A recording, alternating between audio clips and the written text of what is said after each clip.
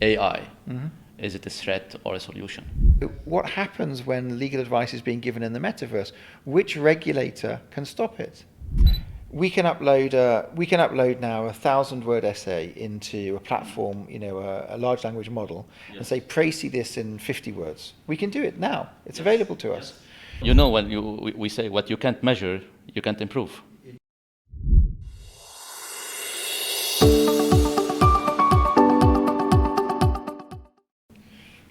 Mark, you are an international lawyer, a legal tech expert, and a reference in the legal space, and diplomat, and you're sitting on the board of a couple of companies in different countries.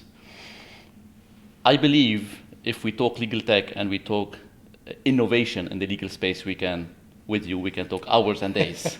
Let's do that. Let's do that. A couple of hours. Yeah. So, from your experience, what are the main challenges that law firms are facing today with this big wave of legal technology, innovation, changing the old habits and all of this? Well, let's start off by, fair where fair's due, right? You're the entrepreneur. You have managed teams of hundreds, if not thousands of engineers. You have moved from country to country and you're building some amazing businesses. So, credit to you too. I've never had that entrepreneurial spirit that you've got. But I think what are the challenges? Well, it's a tsunami. It's not just a challenge, it's a tsunami of change. It's the ability to access more information than any lawyer was able to access before. It's the concern about how do we train junior lawyers if we don't need them anymore? How are we going to maintain the pyramid? How are we going to maintain compliance in a world which is becoming more nationalistic, more bound by borders and barriers and tariffs, so that operating as a lawyer in one country is very different in another? How does one maintain that regulatory piece as well? So you've got the burden of an ever-changing AI environment, you've got the challenge of maintaining the pyramidal structure, and you've got transformational regulation happening country by country, which you have to monitor all at the same time. It's a really tough time. Amazing. And I noticed, in fact, also where law firms are struggling in, embracing the change. And when you ask, from our experience, this talking with lawyers all the time, taking their feedback, and I noticed that mid-sized law firms and sometimes the small law firms, they have always the excuse that my team is not ready. So you have always the owner of the law firm and the senior partner is willing to change, and you have always this team that is not ready to adapt. Where do you think? The missing component, I would say, between the management that they want to change and the team that are resisting a little bit to, or they are afraid from taking this step forward. So I haven't come across that. The most resistance I've come across is in the mega firms, the top tier firms. They are making hundreds of millions of dollars in fees through the inefficiency, through the pyramid, through, if you have to review a document, have 20 trainees review it and bill the time on that. They seem to be the most resistant, but at the same time, they're all starting to design their own in-house AI. And this is a client-led initiative because the clients are saying, we're no longer paying for document management. So the law firm, to keep the client, has to find a way of doing document, say, analysis or document management in a way which is free or low cost. Yep. So I see the most resistance sits at the top. Now, you may say that's fine because they've already got their systems and processes. They're already amazing law firms. They've got research teams. They've got compliance teams. They're all there. What I find is as you go down into, say, tier 2, tier 3, medium-sized and smaller firms, it's the team that is desperate for technology, but the model, the pyramid model, which requires the people at the top to earn the most, doesn't understand how to do that in a world where the junior team members aren't able to build 12 hours a day of work. So the resistance, as I see it, is one of a change of model rather than an adoption of AI. I don't see an issue in the bigger firms at all, actually. But I do start to see resistance in the management of the mid-tier and low-tier firms, not in the lawyers themselves. The last thing a lawyer wants to do is come in the morning and fill out a report, submit an invoice, do a timesheet. Admin. They haven't gone and studied for 6, 7, 8 years to do admin. Admin work. So anything that takes that off the lawyers is going to be a huge benefit for the mid-tier and smaller firms. Yeah. The other day I was in a conference. And at the end of the conference, I had one lawyer just following me and telling me, hey, I like so much what you said, but you know what? I mean, the legal tech, you guys, we are losing money because of you. Mm-hmm. And they perceive, I was really thinking how this technology is perceived by some lawyers, that they are losing money because, if you took at the history, historically, the law firms are billing time. Yeah. And the more time you have, So how you can answer people asking, this kind of question where technology is reducing the time and we are billing time? Well, it's like saying, traffic lights are a problem because they stop car accidents, and lawyers want more. Not saying they do, but it's that analogy. It's short-term view to say that any business should benefit from the inefficiency of the system. That's not a good business model, right? Imagine a builder comes over, you say, I'd like to build an extension. And how much will it cost? They say, well, it depends how long it takes. And you say, well, how long will it take? They say, depends how complex it is. You say, well, how much will it cost? They say, I don't know. I'll just send you a bill every month, pay it, and I'll carry on. The world doesn't work in that way. The legal profession has got into a habit of hourly rates because they're easy for the lawyers to monetize time. Yes. But two issues. One, from a client perspective, they don't sit right. No other providers are giving them that kind of charge out rate. And secondly, it doesn't make a law firm scalable if you can only charge for the time spent. Yes. Scalability is value-based pricing. So I hear what you're saying about the hourly rate and it's going to make us less money. In a way, the right answer to that is no, it will make you a lot more money because you'll have much happier clients. Yes. And your lawyers will be much happier, so your retention rates will be higher. And ultimately, you'll be more compliant, so you reduce the risk of running the business, which takes your insurance costs down. So ultimately, technology will make you more profitable, not less profitable. That has to be the answer. And especially, in fact, that law firms, law firms now with the world is becoming a small country, right? Small world where today the rate of a law firm in London is not the same rate of a law firm Of the same law firm in a different country. Yeah. And the consumer, the client today is soliciting the service outside the boundaries. So there's no more local service to be provided or visiting the client and charging fees related to the. It's really interesting where this entire system, I would say, will collapse. Okay, with the technology, the way we are billing, the way we are handling this, negotiation on the fees and the retainer and so on and so forth. I don't know. I think collapse is strong. I think we will see a tail off. Legacy whilst business and law firm, they like to work in an old-fashioned way. Let's say it'll carry on, but over time, law firms will start to, step up and start to deliver the service as the client wants it delivered. And let's not forget, two important considerations which are a bit crazy out there, but I think they're important in a world where we're no longer globalizing, we're deglobalizing. The first one is the Metaverse. Yes. Lawyers are starting to set up practices in the Metaverse. They don't have the burden of regulation. They don't have the burden of compliance. Yes. They set up their practice and they rely on their reputation for people to bring work, and they can price accordingly. So what happens when legal advice is being given in the Metaverse? Which regulator can stop it? Okay. So that's important consideration because that does level the playing field. Yes. The second is you can now set up a law firm on a satellite in space. Same. So no, if you have no law, no jurisdiction. And you just offer your services, and you're not burdened by the regulatory services you're in France, I have to register in France, or you're in England, I have to register in England, or you're in America, you don't have any of that. You just say, my law firm is a company registered on a satellite in space. It will bill you, you will pay it in a stable coin, and in terms of if it goes wrong, but you're relying on my reputation to make sure it goes right. And you look back, how many people sue their law firm? Like you're in business. Yes. You'd be brave, right, to take on a law firm in litigation or arbitration, because you know you don't have the resource. You're going to spend a fortune employing another law firm. Absolutely. Dogs don't eat dogs. Law firms don't like going after law firms, so you're not sure it's going to be a solid job that's being done. For all those reasons, most of the time, like in life, when things go wrong, you put it behind you, you move forward. You know, God gave us eyes in the front of our head to look forward. Something goes wrong, you move away from that law firm, you find another and you carry on. So why don't we have law firms that are starting to grow in the metaverse and in a satellite in space? The answer is because they haven't thought about it yet.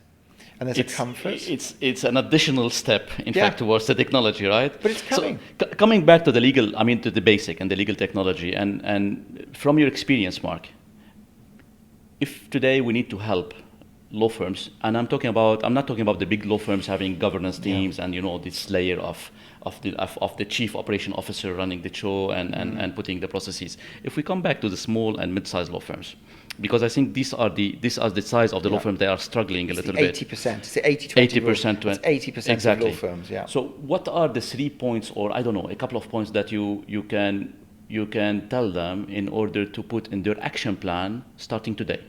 Buy a single integrated platform.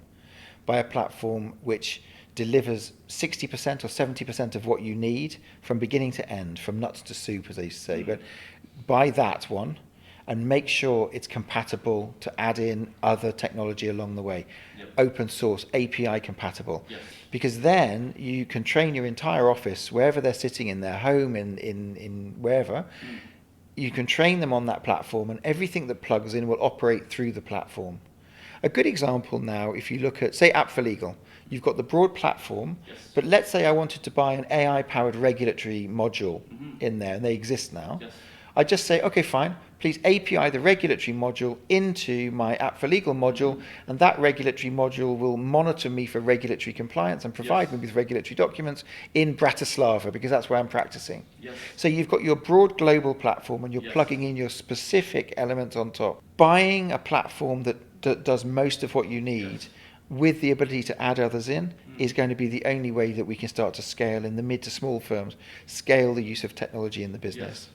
I'm glad really to see you said that, because I mean, at App for Legal, we wanted to create a platform, and we created a platform that has one simple mission. We wanted the lawyer to work smarter. Really very simple.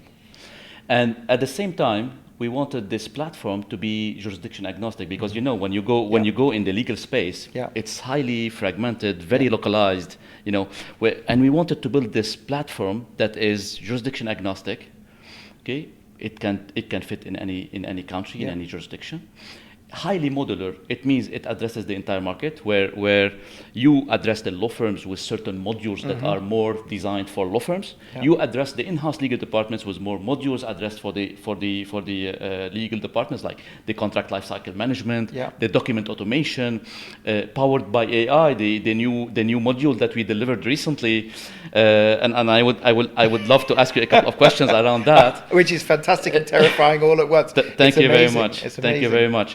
So we wanted really App for Legal to be the backbone of every single legal team, whether you are in the private practice or in-house legal team. Not just legal teams.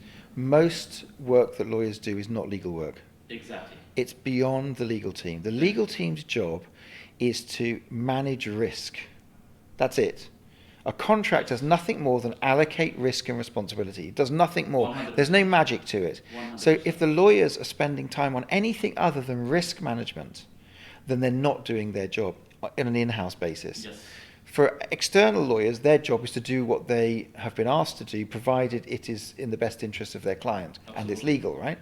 Absolutely. But most of the time, almost all the time, lawyers are not doing true legal work. It's work that should be done by compliance. It should be done by here. It should be done by sales. Yes. So providing a platform or approved by the finance team, the CFO, or getting an approval from the sales commercial part of the contract, where the big negotiation part on the contracts are coming from the commercial side and not always from the legal side. Yeah. And think about we can upload now a 1,000-word essay into a platform, a large language model, Yes. and say, précis this in 50 words. We can do it now. It's Yes. available to us. Yes. We can upload a contract into App for Legal and say, tell me the risks. Yes. Okay, that's the lawyer's job. Yep. The contract needs to be reviewed against whatever information you want to give the platform, and then it will say, there's no risk in this legally. Okay, but here are the terms. We distill Yes. the terms down. Yes. And then you run it into an approval cycle within the business, so it goes off to the right person here, the right person there, all managed in one place. Yes. From the point of view of the lawyer, all they want at the end is a certificate from the app or some form of confirmation that this contract came in, it has been negotiated, it's compliant, it's been signed off properly, we're now in review mode. Yes. So the lawyer knows some piece of technology is reviewing compliance against inputs coming into sales, inputs coming into delivery, inputs coming into quality. Absolutely. And then the lawyer comes in the morning, and this is what I tried to engineer with. I was running a law department. I wanted to push the computer, turn it on. In those days, we had to turn it on with a button. Yes. Nowadays, you probably just blink at it. So you turn it on with a button, and I just want a dashboard. And the dashboard would say, are you delivering what you promised the business? Yes. Is everything on track? All the KPIs you have them All in the front KPIs, of you. So, red, amber, green. and when we say what you can't measure, you can't improve. And you can't. Right. Yeah, absolutely. And to measure, you need these KPIs. You need the ultimate dashboard in front of you. Yeah. And to have this ultimate dashboard, you need to track the data somehow, and Yeah. what we call metadata. Now, another topic that can be interesting. I know it's used and overused now. Mm-hmm. Just very simple question. I think you heard this 1,000 times. AI. Mm-hmm. Is it a threat or a solution? Solution. That it can't be a threat. I mean, it's like saying, when they invented the railway, is it a threat? Yeah, of course it's a threat. If you're a landowner, it's a threat. If you have horses, it's a threat. But does it allow people in society to live a better life, to access places they otherwise wouldn't, and visit people? Yeah, it does. So no, I mean, AI poses no threat whatsoever. Yes. We're not entering a world like the Matrix. We're not entering a world like the Terminator. And people that suggest that we are entering those worlds perhaps watch too much TV. Yes. At this stage, we're entering a world in which we can see the benefits of AI, but it still requires human, I don't know, what's the right word? Intervention? Probably the wrong word. Creativity. It still requires creativity. Yes. Now, can we see a world where we get to AGI? They've predicted now 2029 for AGI. They've predicted by 2025 a third of all jobs will be taken by AI. Yes. Possibly. Yes. But let's not stop it for fear of what it might become until we are absolutely sure that we need to stop it. AI still requires electricity. Yep. So, while for so long as we can foresee, if we don't like it, like when Facebook had those two protocols, Exactly. just turn it off. Exactly.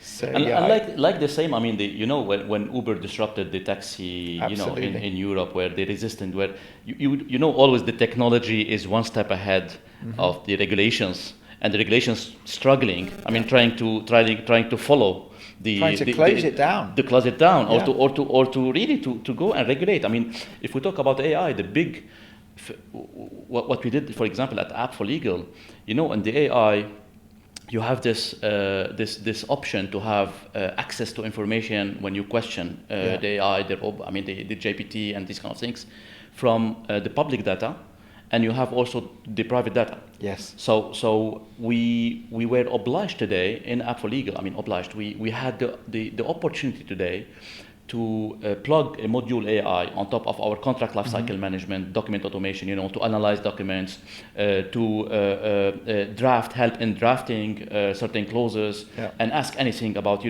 the system. We try to have a balance between the private data that you have inside your system and the public data that you have it outside your system, and it can be from any country. And I think this is the big, if you want, challenge today in Europe. For example, this ownership of the data privacy, and these kind of things. And this is where the regulation is coming really behind the speed of the technology adoption. Again, they try and close it down. It's criminal offence in France to use predictive analysis for the justice sector. Criminal offence.